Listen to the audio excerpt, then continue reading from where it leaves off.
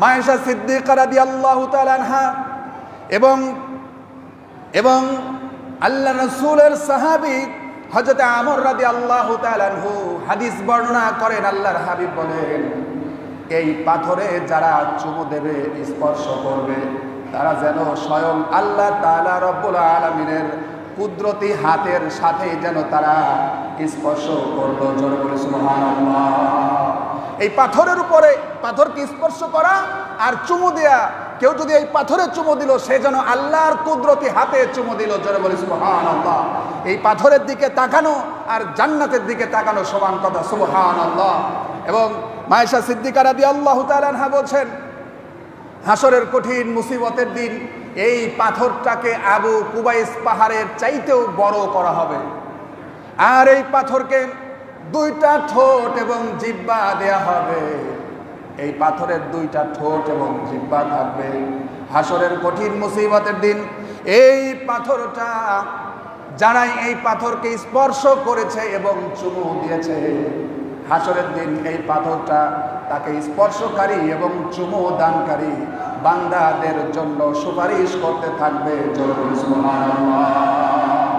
আল্লাহর হাবিব বলেন, এই পাথর যাদের জন্য সুপারিশ করবে আল্লাহ তাআলা ওই সুপারিশগুলোকে গ্রহণ করে তাদেরকে জান্নাত দিয়ে দেবেন। জোরে বলে সুবহানাল্লাহ।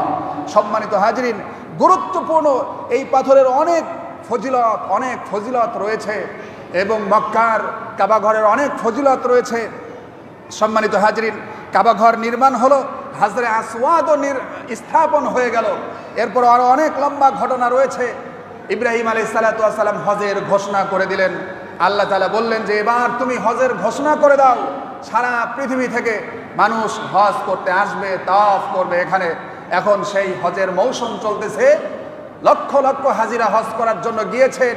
এই বরকতময় স্থানে তারা স্পর্শ করবেন, হাজরে আসওয়াদ স্পর্শ করবেন, আরাফায় চলে যাবেন, জাবালে রহমতে যাবেন এবং তারা জাবালে সৌরে যাবেন, কাবা ঘর তাওয়াফ করবেন, কত বড় বড় ফজিলত অর্জন করবেন।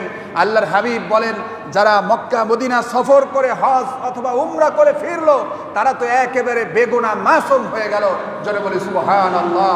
আল্লাহ সুবহানাহু ওয়া তাআলা আমাদের সকলকেই যেন মক্কা মদিনার মুসাফির হওয়া, কাবা ঘর তাওয়াফ করা, হাজরে আসওয়াদে চুমু দেয়া, মিনা মুজদালিফায় অবস্থান করা, জাবালে রহমত জাবালে নূরে যেন আল্লাহ তাআলা আমাদের সকলকেই পৌঁছানোর তৌফিক দান করেন এবং আমরা সকলেই যেন সেখানকার মুসাফির হতে পারি। আল্লাহ সুবহানাহু ওয়া তাআলা আমাদের সকলকেই কবুল করুন। সকলে বলি আমিন। ওয়া আখিরি দাওয়ানা আলহামদুলিল্লাহি রাব্বিল আলামিন।